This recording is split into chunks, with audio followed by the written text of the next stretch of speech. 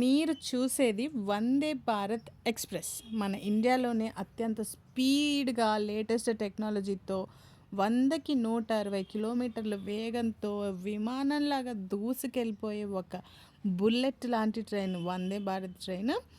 ఈ వందే భారత్ ట్రైన్‌కి మొత్తం 16 కోచ్‌లుంటాయి. అసల కోచ్ లోపలికి వెళ్తుంటే మనం విమానంలోకి చిన్న సైజ్ విమానంలోకి ఎక్కినట్టే ఉంటుంది.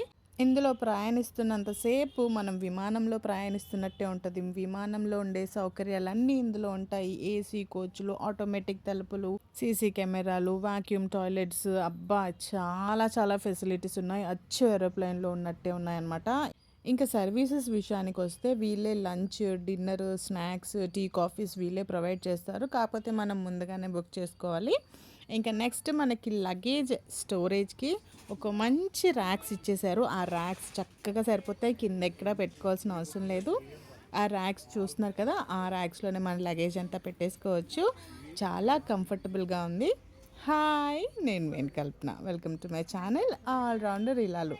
ఈరోజు అత్యంత వేగవంతమైన ఈ వందే భారత్ ట్రైన్‌లో మా ప్రయాణం ఎలా సాగింది, ఎన్నెన్ని స్టాప్స్ వచ్చాయి, మేమేం చేసామనేది నేను మీకు చూపిస్తాను.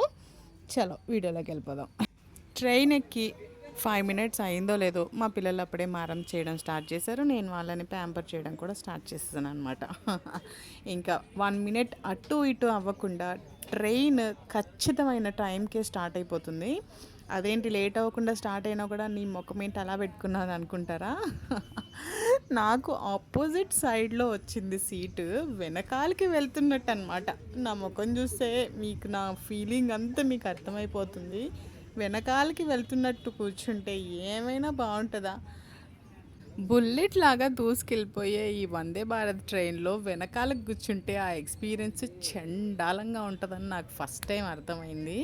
అసలు వెనకాలకి వెళ్తుంటే బాబా స్టార్టింగ్ ఇది ఒక పెద్ద మైనస్ అనమాట నాకు.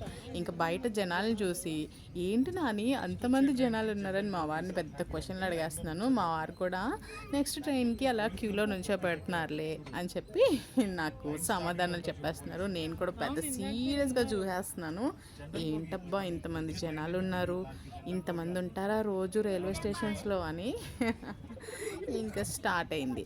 స్టేషన్ ఎలా దాటిందో లేదో మా వాడికి ఆకలేసేసింది. ఇంకా నార్మలే కదా, ట్రైన్ అంటే నార్మల్గా ఎవరికైనా ఫుడ్డే ఇంపార్టెంట్.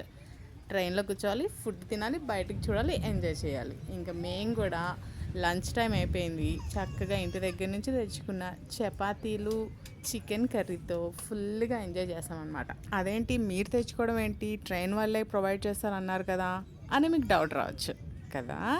సో మేము ఎక్కేసరికి లంచ్ టైం అయిపోయిందనమాట.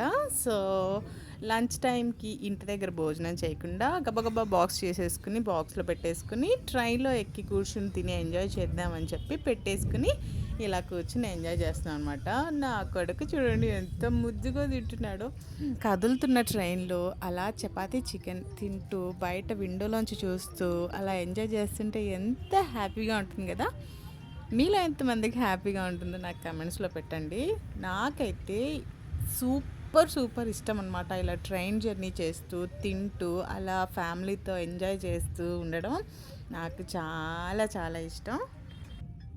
ఇంక ట్రైన్ ఇలా స్టార్ట్ అయ్యి కొంచెం దూరం వెళ్ళిందో లేదో వర్షం పడడం స్టార్ట్ అయిపోయింది. అంటే మేము వర్షాకాలం వెళ్ళామనుకోండి, వర్షాకాలం వర్షాలు కాకుండా ఎండలు కాస్తాయా? ఇంకా విండోలో నుంచి బయటికి చూస్తూ ఆ వర్షాన్ని ఎంజాయ్ చేస్తున్న లోపే మాకు స్నాక్స్ వచ్చేసాయి. నా బుడ్డ కొడుకు చూపిస్తాడు చూడండి, మీకు ఇప్పుడు డిస్ప్లే చేస్తాడు ఏమేమి ఇచ్చారో స్నాక్స్కి. ఫస్ట్ చిప్స్ ప్యాకెట్ అనమాట, తర్వాత ఎలా చూపిస్తున్నాడో చూడండి, సాస్ అంట, పాప్కార్న్ అంట, జ్యూస్ అంట.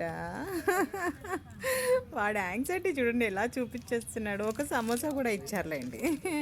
ఇవన్నమాట స్నాక్స్. ఇవి కూడా మనకి బుక్ చేసుకుంటే వస్తాయి ఈ స్నాక్స్ అన్నీ. లంచ్ అని స్నాక్స్ అని మా గోల్లో మేము ఉంటే ట్రైన్ జుమ్మని వరంగల్లో వచ్చి ఆగిపోయింది. కరెక్ట్గా 1.5 అవర్లోనే వరంగల్లో వచ్చి ఆగింది వందే భారత్ ట్రైన్. అంత స్పీడ్ అనమాట. నార్మల్గా వరంగల్కి మనం బస్సులో ఉన్న వేరే ట్రైన్లో ఏమన్నా రావాలన్నా కనీసం 4 గంటలు పడుతుంది. వందే భారత్ ట్రైన్లో మాత్రం 1.5 అవర్లో అక్కడ టైంకి ఎక్కితే ఇక్కడ టైంకి దింపేస్తాడనమాట. అంత స్పీడ్‌గా వెళ్ళే ట్రైన్‌లో నా అవస్థలు అన్నీ ఇన్ని కాదు. ఎంతసేపు అది వెనక్కి వెళ్తుంటే నాకొచ్చిన వికారం అంతా ఇంత కాదు. అసలు నా మొఖం చూడండి. బాబోయ్! ఈ వందే భారత్ ట్రైన్ ఎందుకు ఎక్కాను? ఎక్కినా కూడా ఈ వెనకాల సీటు ఎందుకొచ్చింది అన్న నా కష్టం అంతా ఇంత కాదు. కనీసం మామూలు ట్రైన్ ఎక్కుంటే ఆ విండో ఓపెన్ చేసుకుని ఆ గాలి పీల్చుకున్నా ప్రశాంతంగా కూర్చునే పని. ఈ వందే భారత్ ట్రైన్ ఎక్కి బయట నుంచి గాలి రాదు, లోపల నుంచి గాలి పోదు అన్నట్టు అలా కూర్చుని చూస్తూ ఉండిపోయానమాట బొమ్మలాగా. ఇంకా నా కొడుకు స్నాక్స్ని ఒక పట్టు పడుతున్నాడు. బుజ్జి నా కొడుకు.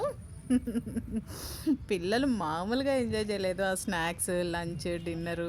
మా గాల్లో మేముంటే మధ్యలో ఎన్నో చిన్న చిన్న స్టేషన్స్ దాటిపోయాయి. అసలు బుల్లెట్ లాగే దూసుకెళ్ళిపోతుంది భారత్ ట్రైన్. ఇక నా ఇద్దరు కోతులకి జతగా ఇంకొక కోతి కూడా వచ్చిందనమాట మా భోగిలోకి.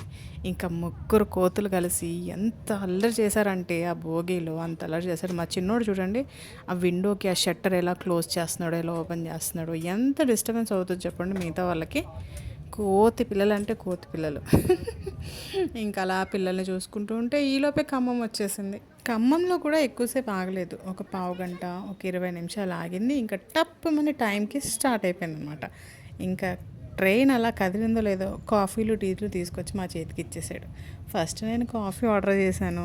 యావరేజ్గా ఉందని చెప్పి పక్కన పెట్టేసి దౌర్జన్యంగా మా వారి టీ లాగేసుకుని టేస్ట్ చూసేసాను అనమాట. అబ్బా ఎంత బాగుంది టీ అనిపించింది. కాఫీ అంత చండాలంగా ఉందన్నమాట. ఆ ఫేస్ చూడండి, అమ్మయ్య మంచి సిప్స్ దౌర్జన్యంగా తీసుకున్నా కూడా చాలా బాగుంది టీ. ఇంకా మా వారు అంటున్నారనమాట, నేను ఎప్పుడు వందే భారత్ ట్రైన్ ఎక్కినా టీయే తీసుకుంటాను, కాఫీ అస్సలు తీసుకోను అని చెప్పి మా ఇద్దరి మధ్యలో టీ కాఫీల గురించి ఒక పార్లమెంట్ సైజ్ డిస్కషన్సే జరిగిపోయాయి అనమాట. ఇంకా టీ కాఫీలు తాగి ఒక గంట సేపు ఖాళీగా అలా కూర్చునేసరికి విజయవాడ వచ్చేసింది. అమ్మయ్య విజయవాడ వచ్చేసింది. ఇంకా ఇంజన్లు ముందు నుంచి వెనక్కి, వెనక నుంచి ముందుకి మారిపోతాయి. ఇంకా నా కష్టాలన్నీ తీరిపోయినాయని అసలు ఎంత హ్యాపీగా ఉందో చూడండి నా ఫేస్. అసలు మామూలు హ్యాపీనెస్ కాదన్నమాట. అప్పటి వరకు ఒక లెక్క, అప్పటి నుంచి ఒక లెక్క అన్నట్టు. అసలు ఆ ట్రైన్ ముందుకు వెళ్తుంటే ఏదో నా ముందు ఏదో కనిపించేస్తున్నట్టు అలా తొంగి తొంగి తొంగి తొంగి చూస్తున్నాను.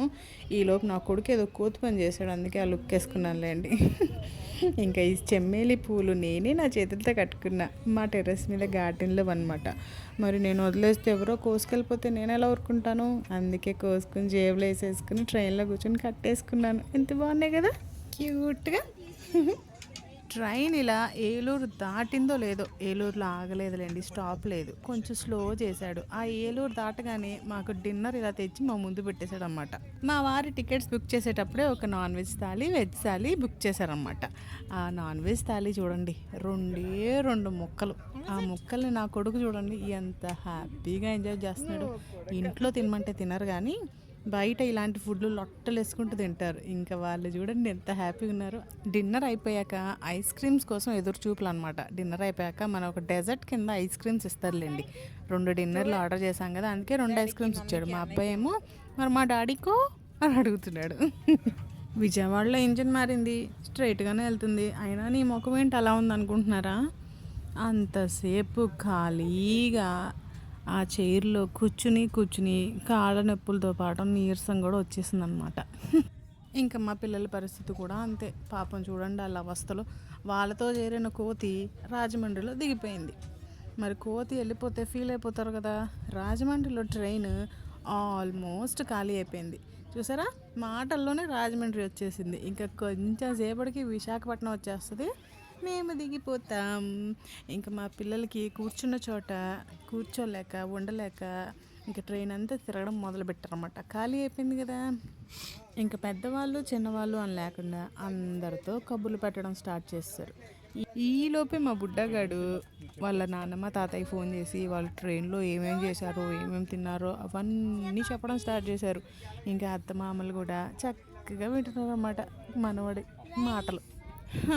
అయ్యో దేవుడా, అంతసేపు ఆ కాళ్ళు కింద పెట్టుకుని కూర్చోలేక, బయటికి తల పెట్టుకుని గాలి పీల్చలేక నా అవస్థలు అంతా ఇంత కాదు. చిటికలో తీసుకెళ్ళి విజయవాడలో వైజాగ్లో దించేసి వందే భారత్ ఎక్కితే మనలాంటి వాళ్ళు అస్సలు ఉండలేం బాబా. ఏదో ముఖ్యమైన పనులు ఉన్న వాళ్ళు ఎక్కగలరు తప్ప ఇంకెవరు ఎక్కలేరు. ఈలోపు దువ్వాడ వచ్చేసింది. దువ్వాడలో కొంచెం అలా స్లో చేశాడు అంతే. నాతో పాటు మా పిల్లల అవస్థలు చూడండి. వాళ్ళు ఏకంగా పడుకుండిపోతున్నారు ఆ చైర్లో. ఇంకా ట్రైన్ ఖాళీ అయిపోయింది కదా, చెట్టు కుక్కలు పుట్ట కుక్కలు అయిపోయామన్నమాట. ఖాళీగా హాయిగా అక్కడ ఒకరు కూర్చొని ఎవరి పనులు వాళ్ళు చేసుకుంటున్నారు. ఒక్కసారి నా బుడ్డి కొడుకు మొహం చూడండి, ముద్దుపప్పులాగా ఎలా ముద్దుగా ఉన్నాడు. ఫైనల్గా వైజాగ్ వచ్చేసిందమ్మా. వైజాగ్ స్టేషన్ని చూసినప్పుడు కలిగిన ఆనందం అంతా ఇంత కాదు. ఇంకా వందే భారత్కి ఇదే లాస్ట్ స్టేషన్ అనమాట, హైదరాబాద్ టు వైజాగ్. ఇది మా జర్నీ ఎలా ఉందో కామెంట్స్లో పెట్టండి. మీ ఇష్టాలని కూడా చెప్పండి. ఈ వీడియో మీకు నచ్చితే లైక్ చేయండి, ఎవరికైనా పంపించాలనుకుంటే షేర్ కూడా చేసేయండి. ఇంకా నా ఛానల్ని సబ్స్క్రైబ్ చేసుకోండి. మరిన్ని వీడియోస్ కోసం నా ఛానల్ని ఫాలో అవుతూ ఉండండి. Thank you for watching. నేను కల్పన, ఆల్ రౌండర్ ఇలాల్. బాయ్.